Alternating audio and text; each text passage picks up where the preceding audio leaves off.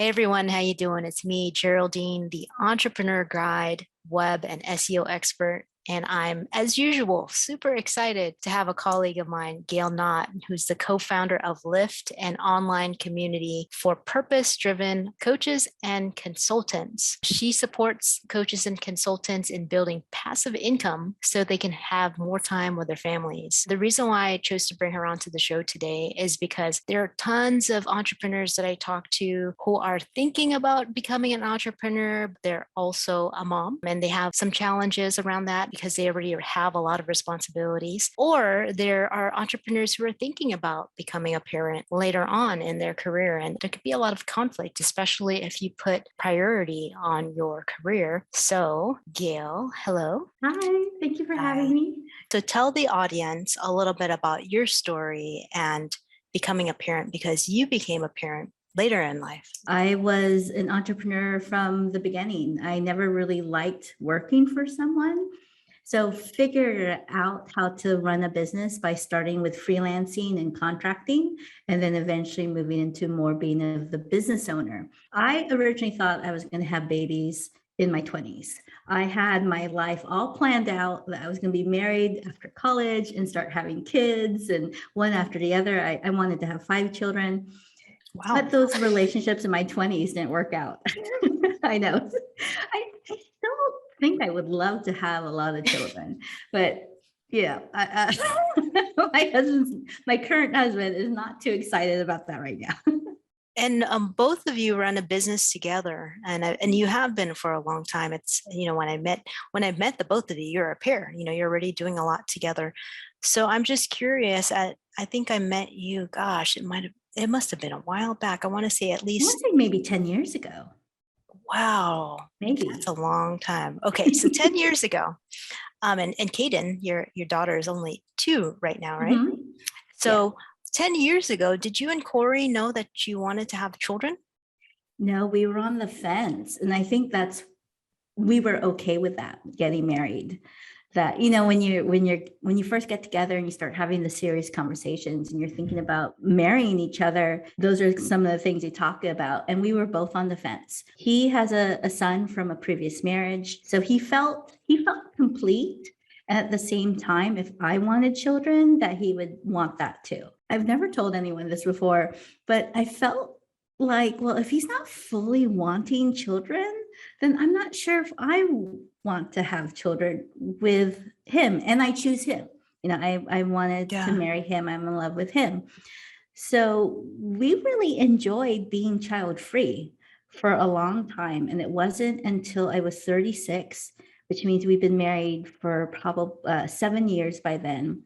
It wasn't until I was 36 and my sister was having kids that I saw their relationship, and I saw, well, I really want that too. How did your entrepreneur life and how that would impact that? Like, yeah, what were the types of conversations that you two were having as soon as you made that choice? Because it took us a while to get pregnant. It actually took so long, I kind of gave up. And it wasn't until I was 42 that I was able to become pregnant. And it actually both surprised us because we weren't really trying by then. I thought my time was up. So it completely surprised us because he's now 49, I'm 42, but oh my gosh, we're having a baby. And we talked out like who was going to do the childcare. So we decided that I'll do the majority of childcare because I wanted to be there for my baby as much as possible. I thought I would like breastfeed this baby till they're 5 or something. That was my original thought. That wasn't the reality, but so I wanted to be there. So we decided that Corey was going to be in the business full time, and then I would be in the business part time when I was ready. For the first month, I was dying to get back to work, but Oh, wow. physically and mentally, I wasn't fully ready yet. It just takes a lot out of you when you give birth, and it took me some time to come back to myself and to really figure out who I am now. Because I think I identified to my work so much that I wasn't someone if I wasn't working. And so I think that's a struggle that a lot of parents go through, particularly for the main caretaker. of the child is you figuring out who you are separate from your child and who you are now, and that you are a being and you may not feel like you're doing much. And so if you're like me, where you're kind of a high go-getter and you're always active and you're always busy, and then you physically can't do that stuff. And now with COVID restrictions and so on, there are some things that we couldn't do for a while. You just have to figure out who you are again. And I feel like I've come out of that tunnel, and it took 2 years.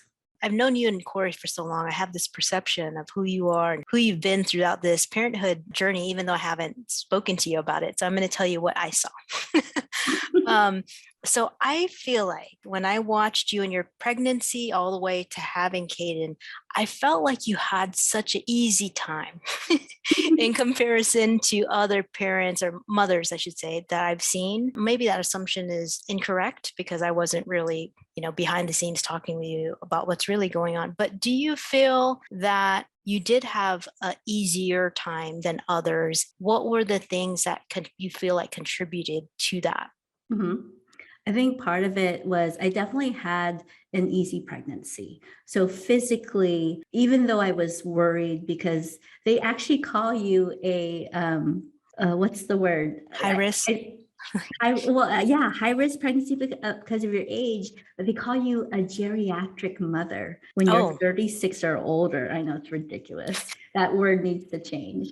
So you have all this pressure from the medical community about being high risk, that you're old, there might be something wrong. So you have all of those initial stress. But besides that, I actually had a good pregnancy. So I feel very blessed that I was healthy. A lot of moms, unfortunately, experience depression, whether it's during pregnancy or postpartum depression is very common. And I did have what they call the baby blues, that initial feeling for a couple of weeks, but it did go away. And it wasn't actually until we're in the middle of the pandemic that I did have some bouts of depression as well. But I think a lot of people did, unfortunately, because of these times. I am blessed physically that I was able to have a healthy pregnancy, that I was emotionally well. I loved being pregnant, which is kind of funny because my sister, she has 3 kids, and each pregnancy was horrible for her. They were very hard pregnancies for her. They just kept getting worse. And she probably would have had a 4th kid if she was able to physically handle the pregnancy. She just had a tough time. And so it was kind of funny to see that I finally got pregnant, and it's like a piece of cake for me. So I would tease my sister, I'm like, I don't know what you're talking about. This is a piece of cake. But I know that that's not the case for everyone. So I was lucky that physically I was able to have a good pregnancy, easy pregnancy. I have my family to support me. My mom and my dad live close by. And I actually stayed with them for about 2 months before I gave birth and a month after. So I'm blessed to have that privilege to have my parents be able to help me. It's really lonely being a mom, being a parent, and you're home taking care of your child. And Corey was still going out to networking meetings and client meetings, and I'm home with the baby, and I love it. At the same time, I miss seeing my friends. I miss seeing our clients. So that was kind of lonely going through that. The fact that you said you loved pregnancy, that was probably the reason why I had that impression that it was easy for you, because every time I would see you, and I'd probably see you, every couple of weeks or so, you always had a big smile on your face and you're laughing and engaging and talking. So that's really great. Outside of, I guess, the joy that you had throughout pregnancy and then actually having Caden, what do you think has been your biggest shift going into motherhood and being an entrepreneur? I feel like I'm still going through it. Well, it's only been a couple of years. I'm realizing that I love routines and rituals and having structure to my days and my weeks, time blocking and morning routines. I'm all about that. And with a child who is changing every single day, I've learned that I've got to be more flexible and go with it, because I joke that my kid is my CEO, but she kind of is. She rules the schedule. So I'm learning to be more flexible and to go with the flow.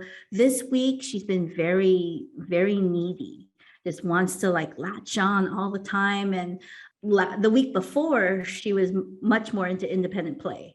So when she's doing independent play, I'm like, oh, cool. I can check my email. I could do a little bit of work. But this week, it hasn't been like that. So learning how to go with the flow and create more structure for me so that I have time for work, and then I can turn off the computer and be fully present for her when I'm with her. And then also have time for me and have self-care for myself as well. Speaking back to, how your identity changes as soon as you have a child, is there someone now that you're responsible for and is a huge part of your life? Can you speak a little bit more to the mental health and self-care aspect of it? How does a new mother who's also an entrepreneur who wants to become an entrepreneur, how do they still maintain mental health or self-care in their life? What are your suggestions for that? I think it's good to be aware of what works for you now, what worked for you before having your child, what works for you now, and making space for that so that you do have the time for. I like to journal and do morning yoga. I don't do it every day, but when I am able to do it, that just helps ground me. And I feel more confident and more relaxed because I'm able to have that time for myself. Creating some structure around your own day so that you have the time to take care of yourself. I also recommend finding a community of people who are your people, who get you, who you're able to vent with if you need to vent, to share ideas, to ask for help. So it's wonderful. I found that there's some Facebook groups that have been really helpful for me, particularly for my style of parenting. There's many different styles of parenting, and you're going to parent your way. So it's great to find, when you're looking for groups like moms clubs, moms groups, parenting groups, is to find groups that are in alignment with your own philosophy and your own beliefs. So you don't have to defend yourself. That's what I found really stressful with big moms groups, is everyone has their style and everyone thinks they're right. Just go with the ones that you really vibe with and find your people to have that moral support. Mm-hmm. I think there was another thing, but I forgot. No worries. Yeah. And so you spoke a little bit to this, the time management and just making sure you set aside time to do the things that you need to do. Like for you, it's journaling and yoga. Any other time management or prioritization tips when it comes to parenting? I really like time blocking, and what works best for me is to not necessarily break up my day in hours or a couple of hours as some people can do. What works well for me is I call it day blocking. So on this particular day, or let's say I usually have babysitting in the afternoons. So this particular afternoon, I'm focusing on networking. And then this afternoon, I'm focusing on content creation. The next afternoon, I'm focusing on delegation, outsourcing, working with my team, and so on. So if it's possible to be able to block your time in that way, I find it to be less stressful because now my brain could just focus on one type of task at a time. Makes a lot of sense. Would you say that as a mom that you have less brain capacity? I was wondering about that because when after giving birth, I did feel dumber. I don't know if that's the right word, but I felt like I couldn't get the words out. Like I forgot my vocabulary. I have no idea what the word is, what to say, but your brain will piece itself together. And you'll be able to get that back. In terms of mental capacity, I think it really works well to give yourself grace because of all of the change in the transition. If it's possible to create that separate time, this is a time that I am fully present for my child and with my child. And then this is a time when I can be fully present for my work, and opens up the mental capacity so that you can have harmony between the different parts of your life. Especially in the early years, that's when a child is forming their belief systems. Whatever their experience is of either being ignored or having time with their parents, learning from their parents, these are the times when the child is developing how the world is or how the world is toward them. Joe Dispenza says in his book, Breaking the Habit of Being Yourself, that the doors of the subconscious closes when you're 12 years old. Mhm. So whatever you're told, whatever meaning you make of what you're experiencing is really what you're going to carry into your teenage life all the way up into adulthood, unless you actually address those things as an adult and really dig into what was my experience as a child, what are the traumas, what are the interpretations that I made. Mhm. For myself, my experience was that my mom wasn't an entrepreneur, but she was always working. Actually, everyone in my family was always working. So I felt really alone. How they say that entrepreneurship is pretty lonely. Like, I Mhm. was kind of used to that. Like, I mean, not to say that I don't really, I wish that I don't wish that it was different when I was a child, but I saw that that carried into my experience. So I think that it was a little bit easier for me to think independently, go against the grain, do things that were non-traditional. On the flip side, it also impacted my relationship with my mom. So me Mhm. and my mom were really close, kind of like you. Like, she was spending a lot of time with me when I was little. And then the more that I grew older, I was being passed off to different family members. Mhm. And what I saw as a result, her multitasking or not being able to spend time with me, is that it created a lot of distance between us as I was going through teenage years all the way into adulthood, because I didn't really know how to relate to my mom. I guess I say this because of all the parents that are watching, specifically the moms. Developing that closeness with a child in the early years is really important, because it's also going to affect your relationship throughout adulthood too. Mhm. No. That's exactly why I wanted to become an entrepreneur in the first place, was so that I have a flexible schedule. I had a similar situation growing up, as my parents worked long hours. They worked very hard to give us the life that we had, and I appreciate that. And there were also times where I wish I knew how to talk to my parents. That's part of it. That might be a cultural thing, Mhm. but know how to talk to my parents. And sometimes I just wish they were kind of there. Like, they were there for the extra activities that I went to. So I want to be there for my child. Hopefully she enjoys it. Hopefully she appreciates it, because I'm going to be that mom on every single field trip. And, and we're actually planning on homeschooling her too. Oh. So I'm gonna be right there with her. Mhm. If she moves away to college, I might move too. That's funny. You can hold me back from that one, but when I tried to work while I'm taking care of my daughter, that just didn't work. If we don't have access to childcare, it might be waking up a little earlier, or staying up a little late, or working during their nap time, and doing what really matters to grow your business, if that's your intent, or if it's just to maintain what you have right now, to just work with your current clients. Whatever your capacity is that's your main focus. If you have more time for the other things, then that's great. Creating the mental shifts and the time blocking that works for you, as well as letting go of any pressures of having to do something because everyone else is doing it. Okay, so let's pivot back to the business end of things. And so you Mhm. support your clients in generating passive income so that way they can have more time with their families. Tell us more about that. A trap that we can fall into as coaches, consultants, and service providers is trading time for money. I think the challenge of being your own boss is no one's telling you to go home. Or if you work from home, no That's one's telling you to turn off the computer. So it's up to us to create those boundaries.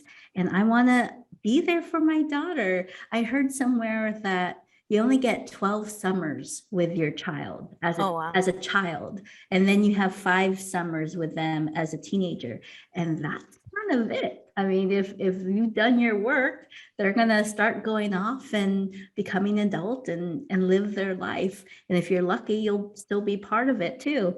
So I see that, like, time, it goes by fast. They say that the days are long and the years are short. So, and maybe we start our own business, but then we just kind of have our own job because we're working hourly. We're working our own job with no benefits. So we want to be mindful of that, of not necessarily charging per hour or trading time for money. So what can we do to create more leverage in our business and diversify our revenue streams? I really love, when it comes to business, I love things like products, classes, even group coaching, even though that is still time and money, you're helping more people in maybe the same amount of time. We started an online community, so it's a membership for coaches and consultants. And a misnomer when it comes to passive income is not necessarily you're not doing any work. It's just more of you're doing some work up front to create residual income for the long term. We have a long-term vision that this community will outlast us, and we're able to bring on associate coaches who can take it over if there comes to a point, comes to a time when we don't want to do the work ourselves any longer. But that's our vision, is that this community grows and grows, and we bring in more coaches and consultants to support each other. That's awesome. I'm a big fan of passive income, and I used to always associate passive income with like MLMs or, different multi-level marketing, and realize that that doesn't have to be the case. One thing I always tell people is think about what's your expertise? What is that thing or those things that that other people don't know, or what type of thought leadership can you bring to something that's already known that doesn't really exist? All of us have our own opinions. We're listening to a podcast, or we're seeing how people run business or provide services. All of us have those opinions of how it could be better. And I feel like that's a domain that passive income really lives, and that could be, like Gail said, it could be courses, it could be programs. In my case, I have partnered with someone else who's in the space of the law of attraction, and we created a hypnosis audios website. I support the parts of it that isn't necessarily his expertise. That totally changed my life. I used to be someone who would work those long hours and be totally content with being in front of the computer for like 16 to 20 hours a day, because I felt like, oh yeah, this is my business. I'm proud of it. But it was super taxing. So once I was able to utilize those skills and bring to this other business and saw the fruits of my labor that I did up front, the level of freedom it was able to bring me is that I now can grow my team. I now have time for myself. I don't have to worry every single month about cash flow. There's a little supplementary income. I highly encourage people to consider passive income and disassociate it with the things that you've heard about passive income. Right. Yeah. When I think of passive income, I thought of real estate, stocks, maybe books or affiliate programs. And that could be all part of your overall investment portfolio. Yeah. And as a business owner, acknowledge your knowledge. Like, you have the expertise, even if you've been just doing this for a couple of years, you have more experience than someone who hasn't started yet. And in fact, you're closer to the ground and people can relate to you more. If you're just starting, you can help the person who's just a few steps behind. So if you can write a book, you can record a video course, whatever you have an idea for, there are people who can use your help, and it diversifies your income. It can help recession proof your business. So if there are things like a pandemic going on, it hopefully doesn't destroy all of your income. Maybe you can have different streams of income to support you and your family as well. What are some tips that you can offer to the audience? I know you've provided a lot, but are there a couple tips that you feel are absolutely critical for people to consider when they're either moving into mompreneurship or they are a mompreneur that's struggling and looking to make some shifts? The first shift is the mindset shift of seeing your business as a business beyond just yourself. So if you don't already have a team of people that you work with, maybe this could be the time to bring in a virtual assistant, a technology assistant, even outsourcing your financial bookkeeping and other things like that. But start thinking about what systems you can put in place into your business, what can be automated, what can be delegated, or what can just be cut out. If it's not adding to your bottom line for your business, maybe it's something to remove from the business. So you start creating the systems, start putting your team in place, and really decide on when you're going to work and when you're not going to work. And I think that's probably great advice for every business owner, is to set those boundaries. And lastly, being a a parent, being a mompreneur, give yourself grace, that know that you are doing the best you can, that you are an awesome parent, you are an amazing mom, and your child is growing up with a role model of how you can make an impact through your business as well as be there for your family. Well, thank you so much for being on. I guess it's not really a show, it's my YouTube channel. Yeah, thank you for being on my YouTube channel. I'll drop all your links in the description below. So if anyone wants to join the Lift community or they want to learn more about Take Wing coaching,